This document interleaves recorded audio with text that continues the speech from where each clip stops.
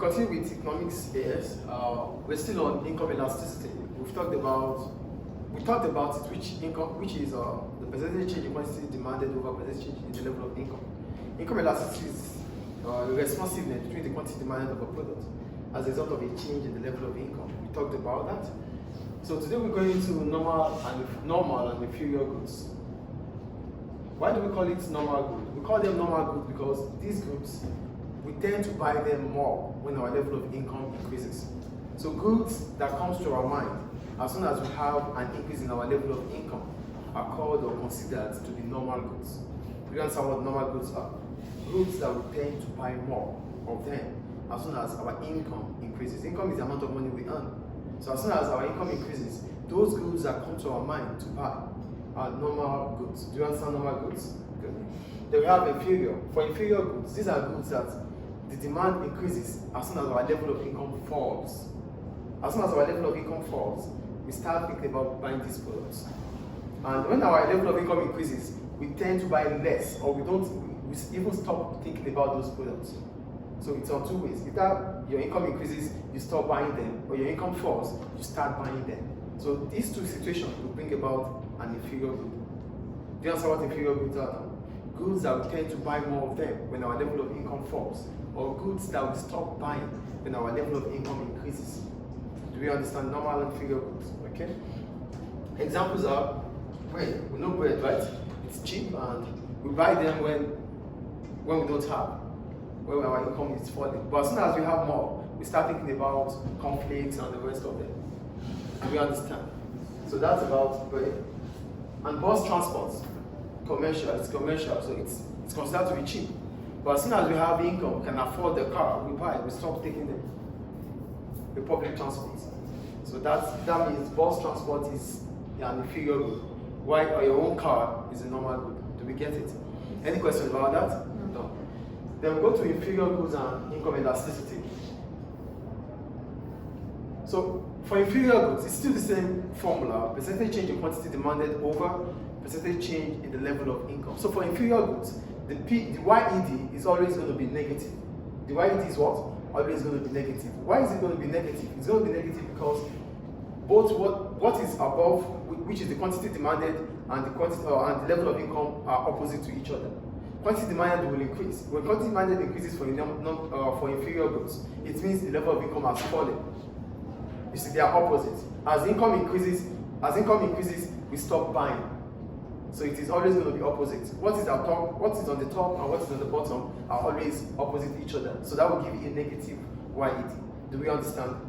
Do you understand or not? Yes. So it's going to give us a negative. Inferior goods are always going to give us a negative YED because they are always opposite each other. Quantity demanded will increase while income would fall, or quantity demanded falls while income increases. Is it clear? For normal goods, we call them normal goods because they're going to give us a positive YED. Why? Because both the income and the quantity demanded are going to increase, are always going to increase. Do we get it or not? For inferior goods, we're going to have a negative YED. Why? Because quantity demanded will increase and income will fall. Or quantity demanded falls, income increases. That's negative. For normal goods, we're going to have an increase in the quantity demanded and at the same time have an increase in the level of income. Is it clear? Any questions about that? So that takes us to the activity 2 here. Here they said, this is the table anyway, they said household incomes per person between each of the years shown in the table.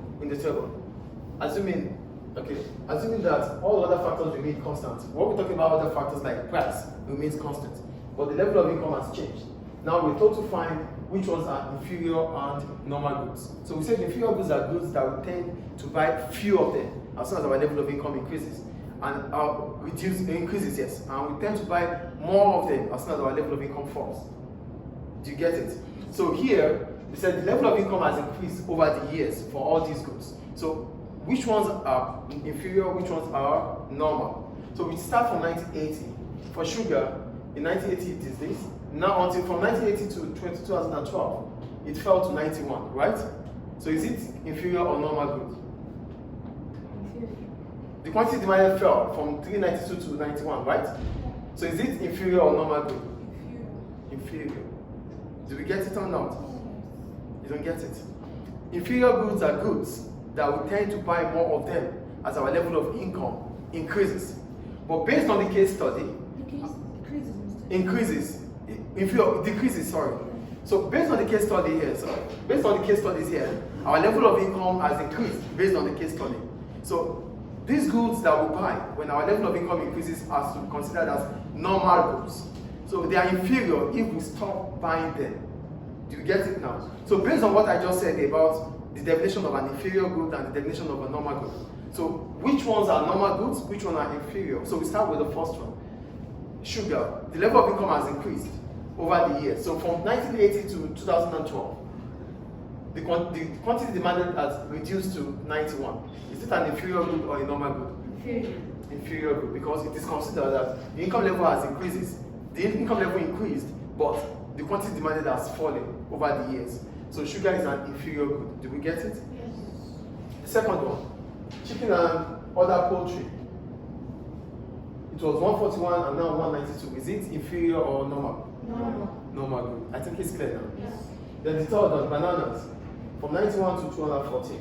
Is it inferior or normal? Normal. Normal. Are we getting it, guys? Yes. And the fourth one, Inferior. inferior. Do we get it? Yes. The next one, Inferior. inferior. Do we get it? Yes. And the last one, Inferior. inferior. So inferior goods are goods that we tend to buy more of them if our income level falls, and where we tend to buy few of them if our income level increases. For normal goods, these are goods that we buy more of them as soon as our level of income increases, and we buy few of them as soon as our level of income drops. Are they clear? Any question about that? No. So we go to necessities and luxuries.